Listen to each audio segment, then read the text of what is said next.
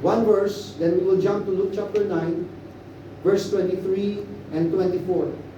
Verse 19, it says, "And he said to them, Follow me, and I will make you fishers of men." Now jump to Luke chapter 9, 23 and 24. "Then he said to them all, Whoever wants to be my disciple must deny themselves and take up their cross daily." Everybody say daily. Daily. "And follow me. And for whoever wants to save their life will lose it. But whoever loses their life for me will save it." This is the word of the Lord. Father, I pray that you will speak to us today. I pray, oh God, that you will push back everything that would hinder us from, Lord, knowing you and following you. I pray, oh God, that you would open our spiritual ears that we may respond to you. Let the voice of the Lord be heard today. And let your word be engraved and imparted or imputed in our hearts. We bless you and we honor you once again. In Jesus' name, amen. You may be seated. When Jesus was here, still living, one of the main goals of Jesus is to make disciples. You know, before he was crucified, mind you, Jesus existed. Jesus lived for three years, or some other scholars, they said 3.5 years. But during his time, he spent more of his energy, more of his time being with his disciples to teach and train them. He called and assembled his disciples right from the start of his ministry. And if you're familiar with the gospel, that's why we always encourage you to read your Bible, particularly when it comes to the 4 gospels, so that you will get familiarized with Jesus. You will know him, you will also know his ministry. So Jesus basically, he exemplified what discipleship is by being with them. So most of his time, Jesus spent by being with his disciples. Of course, Jesus went out and ministered to the crowds, the people. He would go from one place to another. When we were in Israel, because this is one thing, when you are reading your Bible, you thought that, the places that where Jesus traveled, they are just close to each other. But you would realize that they're kind of far from each other. Because we would travel by minibus. And somebody we have a person who help us navigate, and as we went to the places where Jesus ministered. And again, you imagine during the time of Jesus, there is no automobile yet. So he would travel he was just walking, and he would take hours and days just to travel from one place to another. And he would spend most of his time talking and teaching and sharing his heart to his disciples. And as a result, and this is what took place after the resurrection of Jesus, his band of brothers continued the work and were able to turn the world upside down. We won't be here today without the exploits of his disciples. Because after Jesus left, the disciples took over the ministry. And they traveled and went to other places just to preach the gospel to the people. Now, we're talking about discipleship. The impact of disciples. That's why us as a church, we have been harping about the importance of discipleship. Are you hearing me? Now, what is the key to effective discipleship? And this is what we're going to zero in tonight. Going back in the book of Matthew, chapter 4, verse 19. Again, it says here, and he said to them, follow me. Everyone say, follow me. Follow me. And I will make you fishers of men. You know, there's a parallel account in the book of Mark 1:17, wherein Jesus, almost the same as this, but here, Jesus said to the men, the fishermen, those fishermen that when Jesus asked them to follow him, but first he said, come, follow me. There was an invitation. I love it better because, in other words, when Jesus said, come, follow me, it's something that they have to decide on. There's a choice, there's a posture of those men making a decision whether they will follow Jesus or not. How many of you know that God will not force to us something that we do not like? He will always appeal to us. He would always somehow invite us, but it's up to us whether we would respond or not. But here, in Matthew 4:19, when he said, follow me, what is that to us? When it comes to discipleship, the first thing is this, that discipleship starts by following Jesus. Say that again with me. Disciplship starts by following Jesus. You see, we cannot call someone a disciple who is not a follower of Jesus. Let me say that again. We cannot call someone a disciple who is not a follower of Jesus. Now, question is, what does it mean to follow Jesus? Do you really understand what Jesus is saying when he said, come, follow me? What does it mean? It means someone who acknowledges the lordship of Jesus. Because if you are truly a disciple, you should make Jesus, or somehow you have made Jesus as the Lord of your life.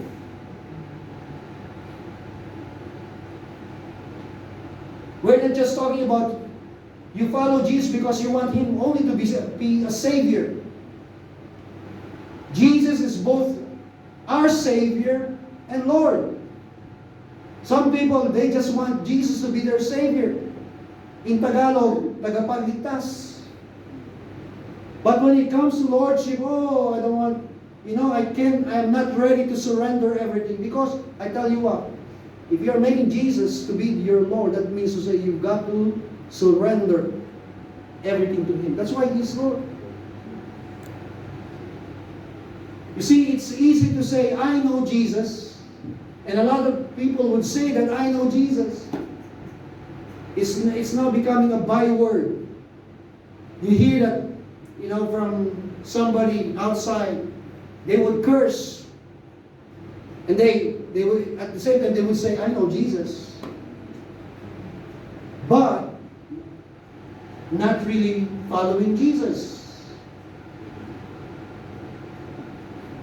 So when it comes to those who are saying, I'm a follower of Jesus, that means to say, you have a relationship with Him.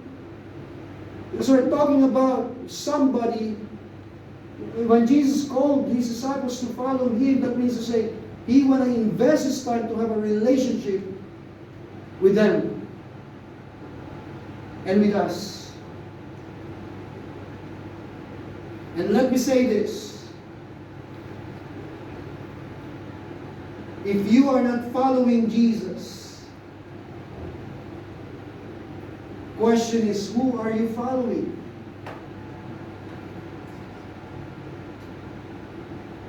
If you are not following Jesus, who are you following then? That's why I said, following Following is about having a relationship with Jesus. So do you have a relationship with Him? Is your relationship with Jesus your top priority?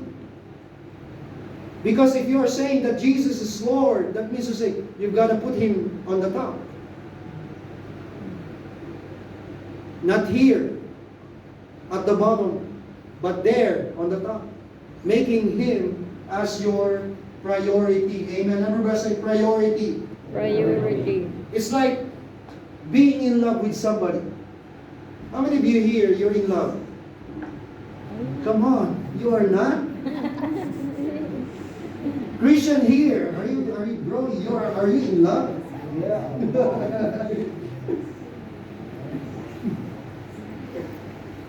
Of course, what do you do when you are in love?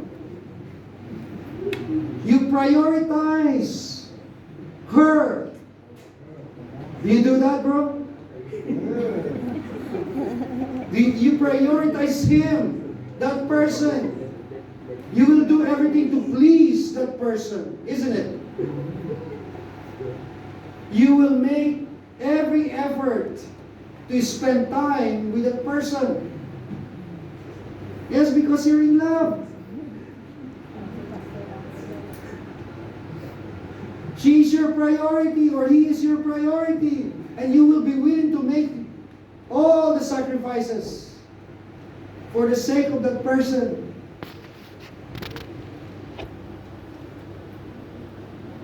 You see, when we are pursuing God, it involves inconvenience. There will be a lot of discomforts. But it won't matter to us because we love Jesus. You love Him.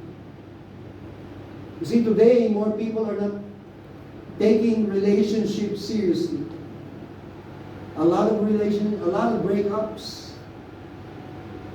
a lot of relationships. You know, I'm startled every time I hear people having relationship for days, only days and weeks. Can you imagine getting into relationship but won't last? Months, few years. Are you that serious with the relationship that you have with Jesus? Because the moment that you enter in that relationship, I tell you what, God is serious with you.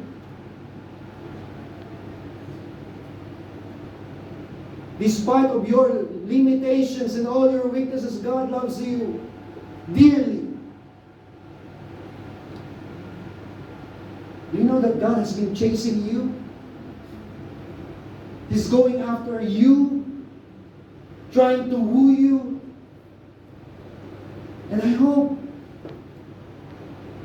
you always respond to God, to His love. Allowing yourself to experience His love every single day, because the thing is, God loves you dearly. Tell the person next to you, say, God loves you dearly. Love you.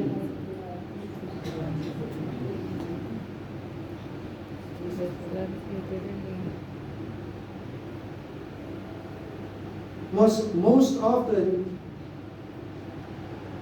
today's relationship becomes transactional or conditional. What do I mean by that? If you love me, I will love you back. If you serve me, I will serve you. If you scratch my back, I will scratch yours. Transactional. We make conditions. Imagine if the God we know and we follow is like that. How many of you know that The God that we serve is not like that. God is not like us who easily change our hearts when no longer feel like loving somebody or liking another person. Remind me of this scripture in Romans 5 verse 8. But God demonstrated His own love for us in this, while we were sinners. See, God did not love you when after you become a Christian. Because now you are changed, so I will love you. No, when you were still a sinner. Come on. How many of you appreciate it? You know, you were messed up. You rebelled against God. You did all the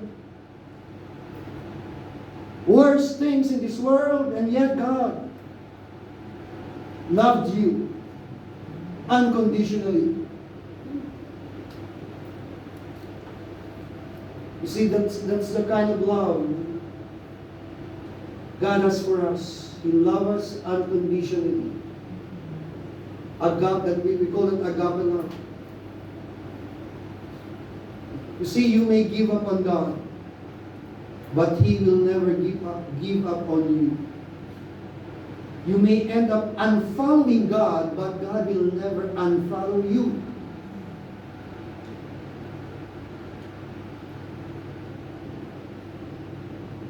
So when the Bible says God's love never fails. See, in social media, how many of you here you love your account in could be TikTok or Instagram or Facebook or X.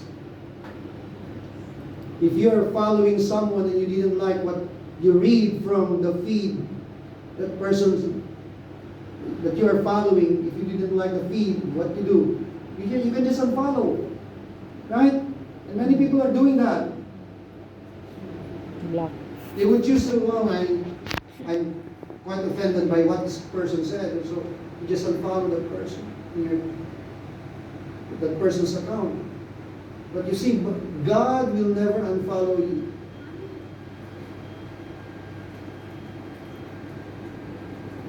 God is chasing you even at this point.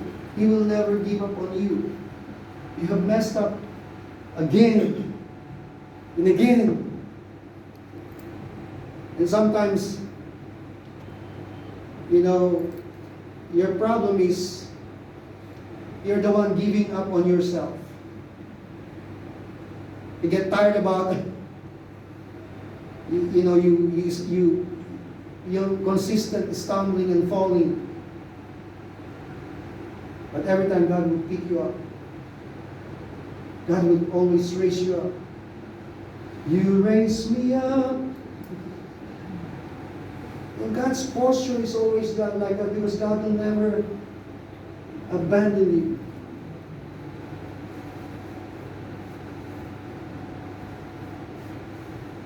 You see, the point of being a follower is that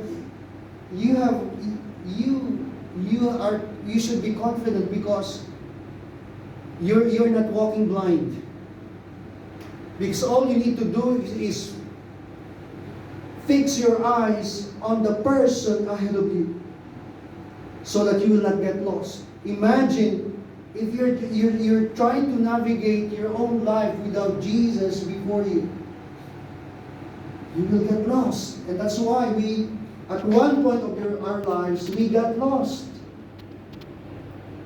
Because we try to do everything on our own strength, through our own wisdom, through our own abilities.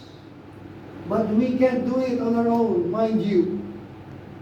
And still today, as a believer, that's our biggest trouble. Because we always try to go back to our old ways, trying to prove ourselves that we can do it and do it and do it without God. But Jesus said, follow me. Come, follow me. You see, so no matter what season you are in, whether in difficult times or bad times, my appeal to you, brothers and sisters, keep following Jesus. Set your gaze. We were singing that song earlier. Set your eyes on Him. Now, question, how do we know if we are genuinely following Jesus? Jesus laid down the condition of someone who seeks to be His disciple. And let's go to Luke chapter 9, verse 23 and 24. Let's read it again. Then He said to them all, whoever wants to be my disciple must deny themselves and take up their cross daily and follow me. For whoever wants to save their life will lose it. But whoever loses their life for me will save it. Let me say this, that discipleship is walking with Jesus daily.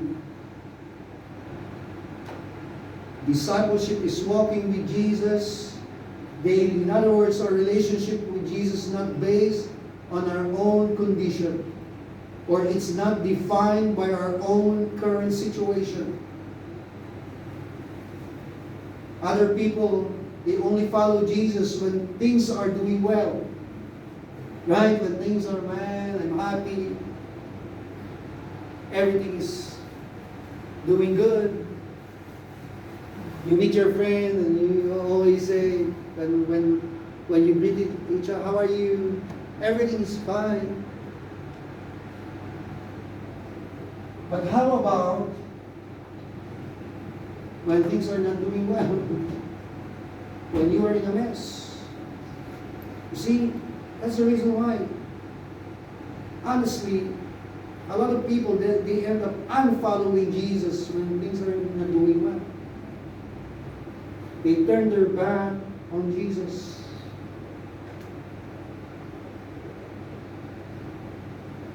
Now let me say this, that following Jesus is taking a radical commitment. Everyone say radical commitment. Radical commitment. That's why Jesus said, going back to Luke chapter 9, then He said to them, whoever wants to be my disciple must first what? Deny. Everybody say deny. Deny. We deny self by not giving into the craving of our sinful nature. You see, our flesh would crave for, that's why this is carnal. We have a carnal body, corrupted body. But it's by not allowing our carnal self or mind to rule over our lives. That's why we talk about, in the last series, we talk about we gotta renew our mind. And that will only happen as we always dive into the Word of God. Allowing the Word of God to renew us, change us. We've got to choose to follow the Word and the leading of the Holy Spirit. That's why the Bible says time and time again, walk by the Spirit, be led by the Spirit, so not to gratify the desires of sinful nature. And look at this. We cannot follow if we are not willing to unfollow. We cannot follow unless we are willing to unfollow. What is the meaning of that? We must unfollow false gods. We must unfollow our sin, every sin that entangles us. We must unfollow everything that would distract us to follow Jesus. How many of you know that there are a lot of false gods in this world? It could be money. You make money as your priority. You make your job as your priority. You make your possessions as your priority. you make somebody as your priority, you've got to reverse that. You've got to make God as your priority. That's why the Bible said, and this is one of the most quoted scriptures in the Bible, Matthew 6:33. Seek first His kingdom and His righteousness, all these things shall be added unto you. In other words, you've got to be driven by pursuing God first, by following Jesus. That should be the heart's desire, the passion in your life. Your heart should be burning for Jesus. Are you hearing me? Because if you do that, everything else shall follow you. And all these things shall be added unto you.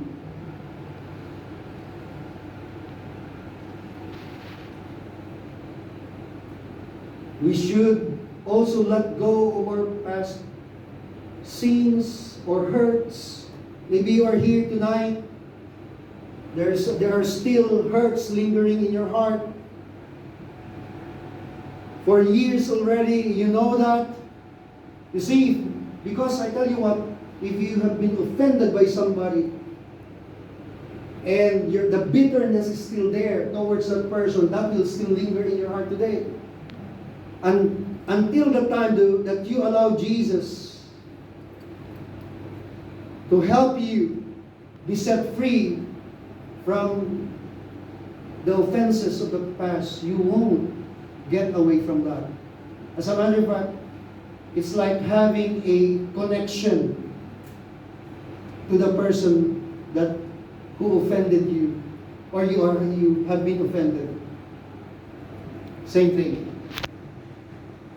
That's why God wants to break the power of the pain or of that offense by the only way is through forgiveness.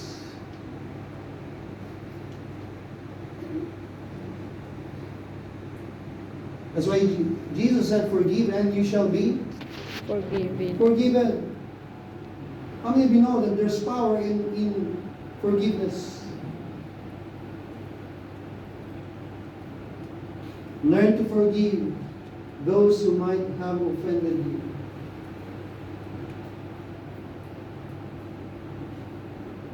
Deny yourself. It's a choice. And second, Jesus said, they must deny themselves and take up their cross daily.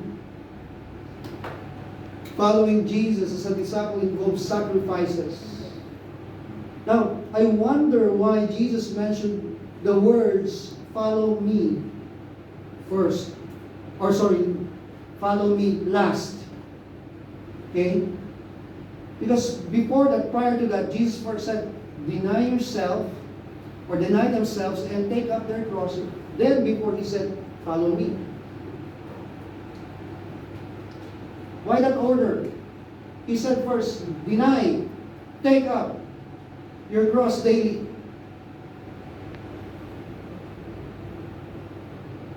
Why? Because it goes to show that before we can follow Him, listen, before we can follow Him, we should be willing to make sacrifices.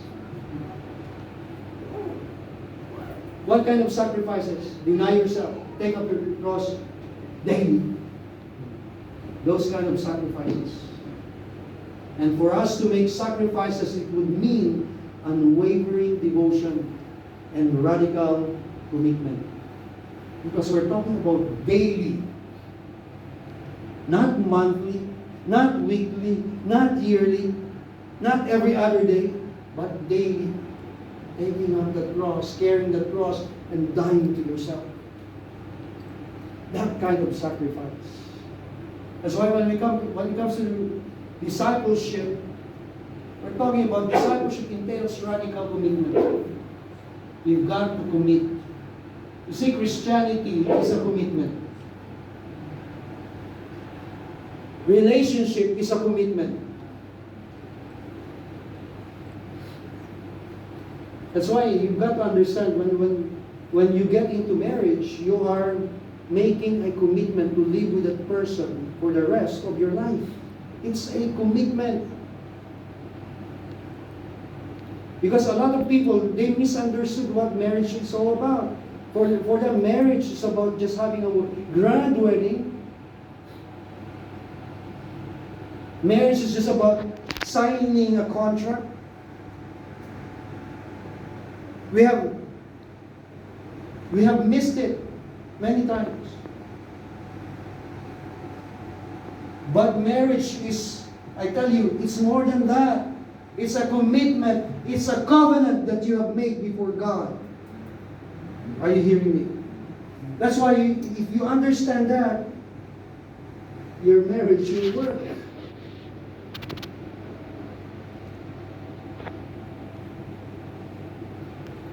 Radical commitment.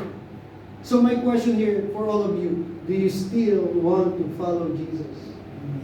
Having said, it must have a radical commitment. Do you still want to follow Jesus?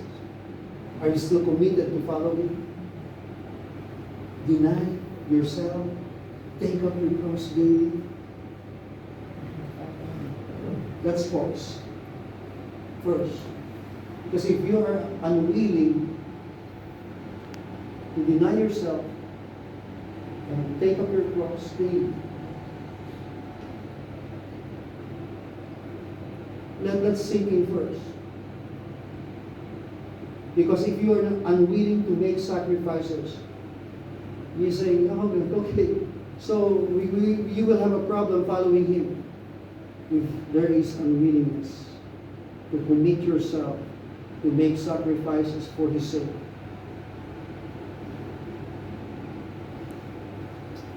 And do you know that taking up the cross is to be willing to die to self for the sake of Christ? It's about dying to self. It's by choosing to die to ourselves daily that transforms us to become a disciple that God wants us to be. God is working. You see, God, as we follow God, as we follow Jesus, God is working in our lives, in our hearts. But then again, reality is it's not easy to be a follower. It's not easy to be a disciple of Christ. Because again, there's a demand to die to self. And how are we going to do that? Responding to the demand of dying to self.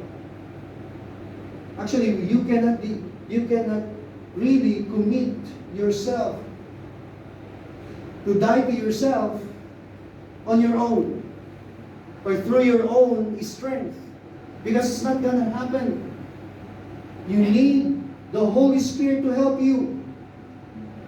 We need the grace of God. The reason why we can do it, we can deny ourselves, we can take up His cross daily, because of the grace of God.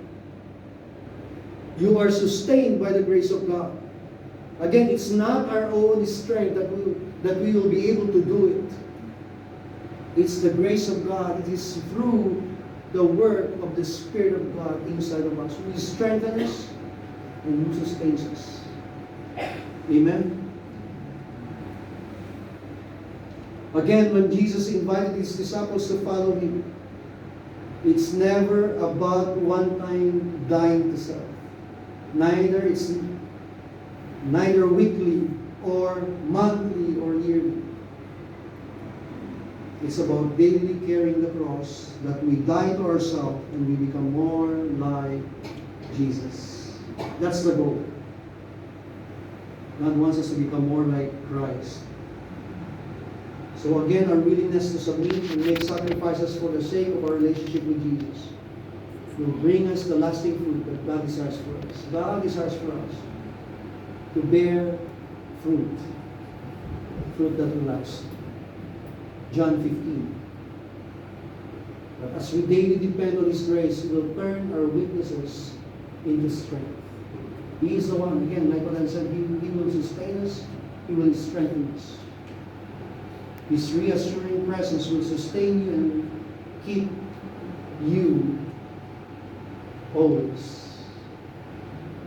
How many of you understand that God is looking at you eye to eye? And He will never blink His eye. Because that's how important you are in the sight of God. The Bible says that you are the apple of His eyes. He's looking at you. Kiel is looking at you eye to eye. See me, bro? He's looking at you and He will never let go of you. God's eyes are set upon you and His presence will be with you always. Listen, no matter how hard your struggles be, He will always see you through. Amen? Amen. Now question, is there something that keeps you from following Jesus? Maybe there are still sin that entangles you, or like what I've said earlier, maybe unforgiveness, or earthly passion. Maybe you are into pornography. I tell you what, God would want you to break free from any entanglement with sin. You know why? So that you can follow Him relentlessly without any obstruction. Amen? Now, how do we follow Jesus? Especially for those of you, maybe this is your first time or you are new in the faith, I want you to remind yourself, if you want to continue following Jesus, make sure that you first dedicate your life to Him. When we say dedicate your life to Jesus, it's a daily thing. Devoting your life to Jesus. Dedicating everything to Him. Amen? But maybe this is your first time and you haven't surrendered your life to Jesus. It's a good time for you to dedicate your life to Jesus. What else? The second thing is you've got to commit to follow God's Word. And again, we talk about that. You know, in our last series, we talk about the Word of God, the importance of the Word of God, and how the Word of God impacts our lives. We've got to continue to commit ourselves in studying and meditating and responding or following the Word of God. Amen? And the third is actively involved in the church. It's not enough for you just to attend the church. You've got to be actively involved. Why? Because if you're just showing up once in a while, I tell you what, a lot of people today, again, much of this because of the impact or the effect of pandemic. You know, because during the pandemic, people were into online services. And so that somehow affected their commitment. Because they now have a reason not to go to the church, because they would just say, I will just watch from online service. People are making excuses.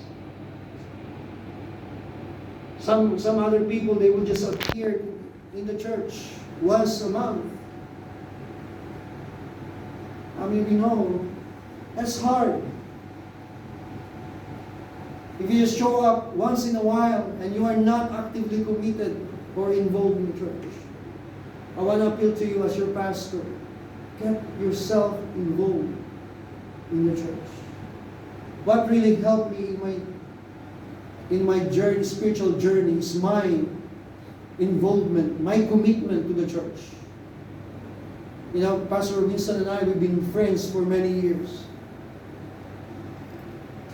I think we've known each other late 80s.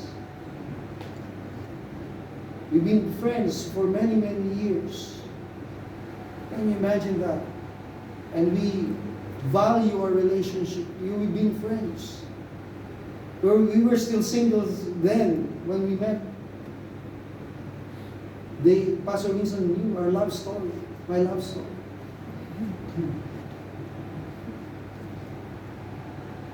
They've been part of our lives for many years. You see, being part of the church is something that we should value.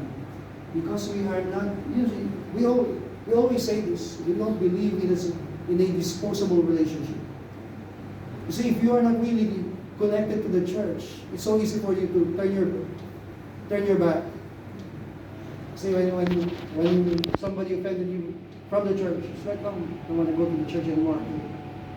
That's not real relationship. Because if you are having a real relationship with someone, that means to say, whatever it takes, I'm committed to you. Even if you're, sometimes you offend me. Doesn't matter. Because again, we are part of this spiritual family. God is building us. Amen? God is building you as well. The problem sometimes is we always point at somebody. Oh, I don't like preaching of Pastor G, so I won't attend the church. Or Pastor Winston will preach, or I'll go. So I tell you, brothers, it's not like that. We've got to be committed. We're here because of Jesus, not because of personality. Are you hearing me? Amen. I show up on a Sunday because I love you all. I am committed to this church, not because I'm receiving support from someone. No, I'm part of this church because, first of all, God called me to be a pastor of the church. And because of that calling, God gave me the grace to be able for me to respond to the calling and to love the church that I'm leading. Sometimes our dilemma as pastors. I remember this. Tonight, for some reason, my wife and I met several former members of the church. And that hurts me real bad. Because for us, we are committed and we are connected to each one of you. And somehow, when we see somebody is no longer here, it's not that pains us. But then again, it's one of the sacrifices that we have to face as pastors. Amen. I'm sorry for sharing that, but I'm just sharing to you our heart. Because sometimes when you may think that, it's an easy job. No. Leading the church, being the pastor, being pastors of the church it's not really an easy job for us. Because we also have our own life that we try to navigate. But then again, because of the calling of God, it's a great joy for us. The greatest joy for us is when we see somebody become a follower of Jesus and committed follower. That's the greatest joy. When we see that people are becoming lovers of Jesus, becoming disciples of Jesus. Amen? So brothers, is never lose sight of Jesus. Follow Him and pursue Him relentlessly. Amen? Let me end with the scripture in Matthew 20, verse 34. Jesus had compassion on them You know, this is what drives Jesus to do the ministry. He had compassion for people. It says here, he had compassion on them and touched their eyes. Immediately, everyone say immediately. They Immediately. received their sight and followed him. So what makes us drawn to Jesus? What brings us to Jesus and follow him? I believe it's because, first and foremost, we experience his love and compassion. You won't be here today if you don't really understand, or you won't become a Christian and a follower of Jesus if you don't really understand the love of God. How great his love for us. Amen. Imagine that while we were still sinners, Jesus died for you and loved you. So all of us experiences his love and compassion. We were touched by his presence. Some of you can really relate to this because maybe you have a personal encounter with God that made you somehow respond to him. Just like those people that Jesus touched and experienced a miracle in their lives. And that's the reason why they responded, they followed. And similar thing for many of us here, the reason why we are here today is because you have known the goodness of God. Amen. How many of you here can attest to that? That how God has been good to you. Amen. Amen. The day you Amen. responded to him, you experienced the goodness of God in your life. Amen. And my prayer for all of you is that you would continue to follow him. Amen. Even if you go through your own challenges, you struggle, because that's part of that we have to navigate as believers. But you will continue to set your eyes on him. Amen. Continue to follow Jesus for the rest of your life. Can I ask everyone to please stand?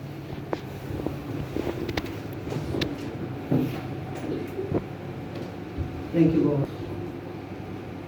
Let's all bow our heads.